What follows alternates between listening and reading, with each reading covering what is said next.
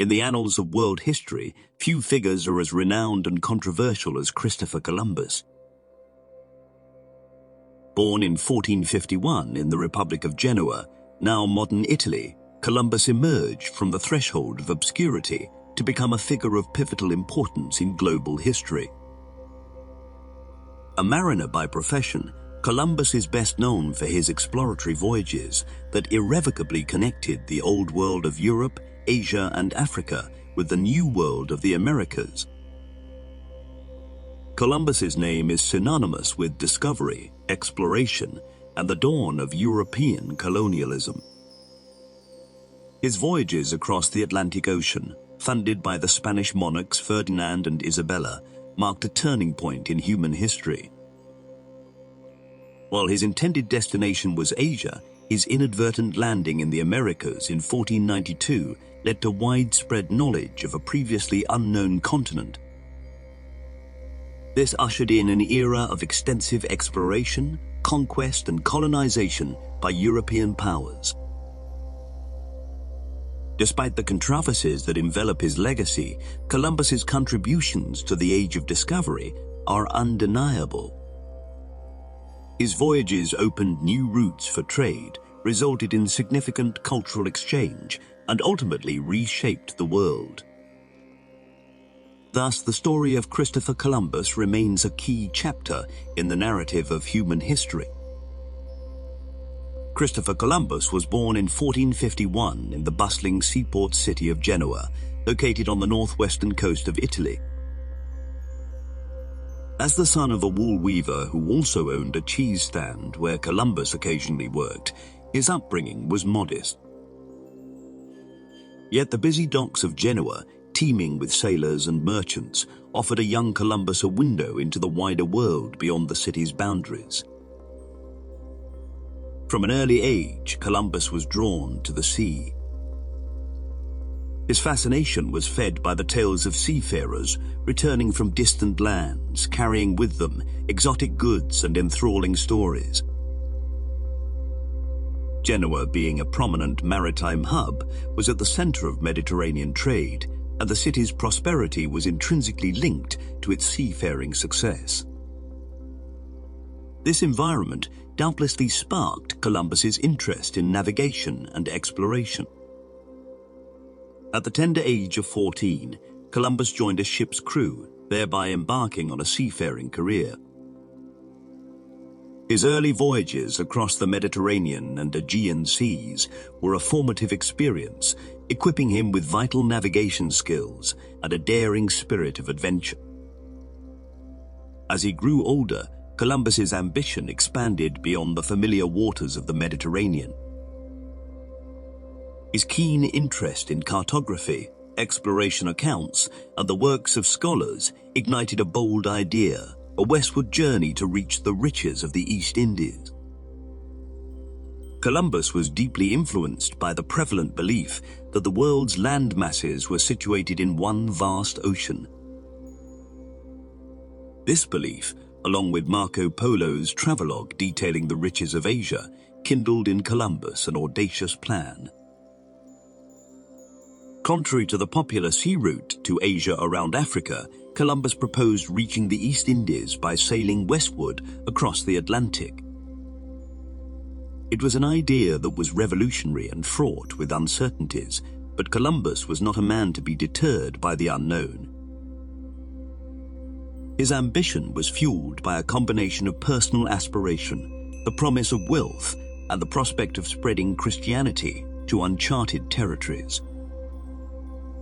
Despite the lack of formal education, Columbus was well learned, able to speak several languages, and had a keen interest in astronomy, geography, and navigation. These skills and knowledge would later play a significant role in his voyages and discoveries. Thus, the young boy from Genoa who dared to dream of the unknown gradually prepared himself for an audacious journey that would change the course of history. The years leading up to Columbus's historic voyage were filled with unyielding determination and tireless pursuits. His audacious plan to sail westward to reach the East Indies was a sharp departure from established sea routes and was met with skepticism by many scholars and mariners of the time. Despite this, Columbus was steadfast in his belief that a shorter, direct route to Asia lay across the Atlantic. To actualize his ambitious plan, Columbus needed financial support. His first petition was to John II, the King of Portugal, who showed initial interest but eventually declined. The king's maritime experts were skeptical of Columbus's calculations about the distance to Asia, which, as it turned out, were significantly underestimated. Undeterred, Columbus turned to other potential benefactors, including the monarchs of England and France, but without success. Columbus's fortunes changed when he approached the Catholic monarchs of Spain, Ferdinand of Aragon and Isabella of Castile. Their initial reaction mirrored that of their European counterparts, and Columbus's proposal was rejected. However, Columbus persisted, remaining in Spain and lobbying for support. It was a period of patient waiting and persistent persuasion for Columbus, fraught with frustrations and near misses. The turning point came in 1492. The Spanish monarchs had just achieved a significant victory with the successful completion of the Reconquista, the expulsion of Muslim rule from the Iberian Peninsula. With this triumph, the monarchs were eager to compete with other European powers in the race for Asian trade. They reconsidered Columbus's proposal, seeing in it an opportunity to expand their influence and spread Christianity further. Columbus managed to convince Ferdinand and Isabella of the potential wealth and prestige that his journey could bring to Spain. They agreed to fund his expedition, providing him with 3 ships, the Santa Maria, the Pinta, and the Nina, and a crew of about 90 men. Additionally, Columbus was promised a significant portion of any riches acquired and the rank of Admiral of the Ocean Sea. In August 1492, after years of relentless pursuit and tireless preparation, Columbus set sail from the port of Palos de la Frontera, embarking on a voyage into the unknown. His unwavering belief in a westward route to Asia was about to be tested, and the world was on the cusp of an era of unprecedented exploration and discovery. In the summer of 1492, Christopher Columbus embarked on a voyage that would change the course of human history. With the Santa Maria, the Pinta, and the Nina under his command, Columbus and his crew set sail across the Atlantic, fueled by a sense of adventure and the promise of untold riches. The journey was fraught with challenges, the vast expanse of the open sea testing the mettle of the men and their ships. As days turned into weeks, the crew grew increasingly restless. The seemingly endless ocean stretched out before them, the unknown depths teeming with both imagined and real dangers. The supplies dwindled, and the morale of the crew began to wane. Doubts began to surface about Columbus's leadership and the success of the expedition. Columbus, however, remained steadfast, his unwavering belief in his navigational skills and the presence of a western route to Asia keeping him anchored. Then, in the early hours of October 12, 1492, a cry rang out from the Pinta. Land. This single word marked the end of their arduous journey and the beginning of a new chapter in world history. Columbus and his crew had arrived in the New World, landing on an island in the Bahamas archipelago, which Columbus named San Salvador. Columbus was not greeted by the silks and spices of Asia, but by a people whose existence was unknown to the Europeans. These were the Tainu, the indigenous people of the islands. Initial interactions were peaceful, with the Taino curious about these strange visitors and their floating islands. Columbus, believing he had reached the outskirts of Asia, referred to these people as Indians, a misnomer that would persist for centuries. Columbus took note of the gold ornaments worn by the Taino, fueling his belief in the wealth of these new lands.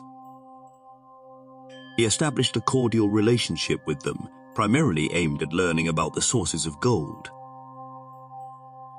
Throughout his stay, Columbus, believing he was in Asia, continued to search for the grand civilizations and riches he associated with the East Indies. The expedition explored several islands in the Caribbean, including present-day Cuba and Hispaniola, and established La Navidad, a small settlement in Hispaniola. The discovery of the New World had profound implications. It opened up a new frontier for exploration and colonization by European powers. The news of Columbus's voyage spread quickly upon his return to Spain, causing a sensation across Europe. The monarchs, pleased with the outcome, were quick to sponsor further expeditions. However, this discovery also marked the beginning of the end for many indigenous societies in the Americas. The coming years would bring disease, conflict, and exploitation as European colonization spread across the continent. Thus, while Columbus's first voyage was a landmark event in the Age of Discovery, its impact was a double-edged sword, heralding an era of expansion and progress for some, but devastation and loss for others. The successful return of Christopher Columbus from his first voyage sparked a flurry of excitement throughout Europe. The promise of new lands, abundant resources, and potential subjects for conversion to Christianity enticed the Spanish monarchs. Thus, Columbus, now Admiral of the Ocean Sea, was soon outfitted for a second voyage. In 1493, Columbus set sail with a fleet of 17 ships carrying about 1,200 men, a stark contrast to the small crew of his first journey. This expedition aimed to establish permanent colonies in the New World. Columbus explored more Caribbean islands, including Puerto Rico and Jamaica. He also found that La Navidad, the settlement left behind on his first voyage, had been destroyed with all the inhabitants killed, a grim foreshadowing of the conflicts to come. The third voyage, beginning in 1498, led Columbus further south. He reached the coast of present-day Venezuela, marking the first time a European expedition had set foot on the mainland of the Americas. However, this voyage also marked the start of Columbus' fall from grace. Back in Hispaniola, his governance was increasingly questioned due to mismanagement and brutal treatment of both indigenous people and Spanish colonists.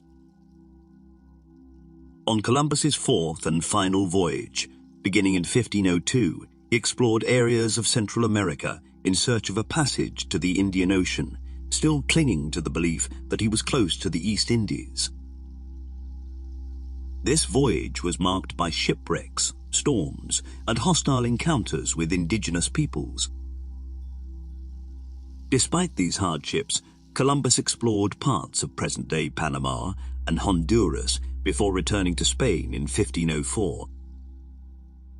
Columbus's subsequent voyages solidified the connection between Europe and the Americas, paving the way for the extensive colonization that followed. These voyages also brought more of the Caribbean and Central America to European knowledge, expanding their understanding of the New World. However, these voyages also marked the beginning of a dark chapter for the indigenous peoples of the Americas. The Europeans brought diseases against which the indigenous people had no immunity, leading to large-scale death. The Spanish, in their quest for gold and resources, also enslaved many indigenous peoples, leading to severe exploitation. Columbus himself was a figure of controversy. His brutal governance during the second voyage led to his arrest and him being stripped of his titles by the Spanish crown. His treatment of the indigenous people, characterized by enslavement and violence, has tarnished his legacy. Thus, while Columbus's subsequent voyages expanded European knowledge and presence in the Americas, they also set in motion a devastating cycle of disease, conflict, and colonization that would dramatically alter the lives of the indigenous peoples of the New World. The legacy of Christopher Columbus is a complex tapestry woven with threads of discovery and devastation, exploration and exploitation.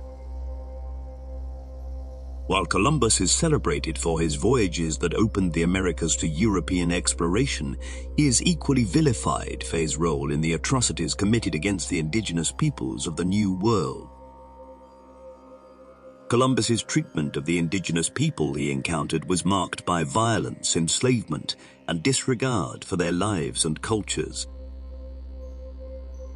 His voyages led to the forceful colonization of their lands, the decimation of their populations due to introduced diseases, and the near eradication of their ways of life. His governance of Hispaniola was particularly brutal, leading to his arrest and removal from power by the Spanish crown. These aspects of Columbus's legacy have ignited fierce debate and re-evaluation of his place in history. The broader implications of Columbus's voyages are far-reaching and transformative. His journeys across the Atlantic marked the beginning of sustained contact between the Old and New Worlds, leading to what is known as the Columbian Exchange. This exchange involved the transfer of plants, animals, cultures, ideas, human populations, and diseases between the Eastern and Western hemispheres. It reshaped societies, contributed to the globalization of the world, and laid the foundation for the modern world system. New World crops like maize, potatoes, and tomatoes revolutionized European diets and agricultural practices, leading to population growth. Simultaneously, Old World grains like wheat and rice, along with horses and cattle, transformed American landscapes and indigenous ways of life. However, the Columbian Exchange also involved the transfer of diseases. Smallpox, measles, and influenza brought by the Europeans decimated indigenous populations who had no immunity to these foreign diseases. Columbus's voyages also sparked a wave of European exploration and colonization, leading to the Age of Discovery. European powers, eager to exploit the resources of the New World and expand their influence, embarked on aggressive colonization campaigns. This era was marked by profound cultural, political, and demographic changes, but also by the dark shadows of forced labor, cultural erasure, and the Atlantic slave trade. Thus, Columbus's legacy is a study in contrasts. His voyages led to unprecedented exploration and global interactions, forever altering the course of human history. Yet they also marked the beginning of centuries of suffering for the indigenous peoples of the Americas. The tale of Columbus is not merely one of discovery, but also one of controversy and impact. Following his final voyage, Christopher Columbus spent the last years of his life in relative obscurity in Spain. Stripped of his titles and much of his prestige due to the controversies surrounding his governance of Hispaniola, he lobbied the Spanish court to restore his lost privileges and wealth. Despite his efforts, the glory and recognition he had once enjoyed eluded him. Columbus' health, like his fortune, began to decline. He suffered from various ailments, including what is believed to have been reactive arthritis. As his health worsened, he was often bedridden and in severe pain. Despite these challenges, Columbus never relinquished his belief in the significance of his discoveries or his conviction that he had reached the outskirts of Asia. Christopher Columbus died on May 20, 1506, in Valladolid, Spain, relatively unknown and with little of the wealth and glory he had sought. However, his death did not dim the impact of his voyages. His discoveries sparked an age of exploration and changed the world's understanding of its own geography. In the years following his death, Columbus's reputation was revived, and he became a figure of significant historical importance. His voyages and the subsequent opening of the Americas to European exploration would forever change the course of global history. Christopher Columbus's legacy has evolved significantly over the centuries, reflecting changing societal values and historical understanding. For much of history, Columbus was celebrated as a daring explorer, a symbol of European courage and ingenuity. This image was particularly prevalent in the United States, where Columbus was seen as the discoverer of the New World, despite the presence of indigenous peoples for thousands of years prior. The celebration of Columbus Day, established as a federal holiday in the United States in 1937, embodies this narrative. It commemorates Columbus's landing in the Americas and celebrates Italian-American heritage. In many Latin American countries, the Dia de la Raza, or Day of the Race, also acknowledges Columbus's arrival, but with a focus on the cultural fusion between indigenous, African, and European cultures that followed. However, in recent decades, this traditional narrative has been challenged. Critics argue that celebrating Columbus overlooks the violence, disease, and displacement inflicted upon the indigenous peoples of the Americas as a result of his voyages. This perspective emphasizes Columbus's role in initiating the transatlantic slave trade and the colonization of the Americas. In response to this re-evaluation, some jurisdictions in the United States have replaced Columbus Day with Indigenous Peoples Day, a celebration of native cultures and acknowledgement of their histories and experiences. This shift reflects a broader trend toward examining history from diverse perspectives and addressing historical injustices. Modern scholarship has also highlighted the complexities of Columbus's character and the impacts of his voyages. His navigational skills and determination are recognized, but so too are his ruthlessness, his flawed beliefs, and his role in the decimation of indigenous populations. In recent years, monuments to Columbus have become a flashpoint for discussions about historical memory of the legacy of colonialism. Some see these monuments as important historical markers, while others view them as symbols of colonial oppression. Thus, Columbus's legacy is multifaceted and continually evolving. He is a figure of historical significance whose voyages reshaped the world in profound ways. Yet he is also a symbol of the darker aspects of this history: colonization, exploitation, and cultural destruction. As our understanding of history expands and diversifies, so too does our perception of figures like Christopher Columbus.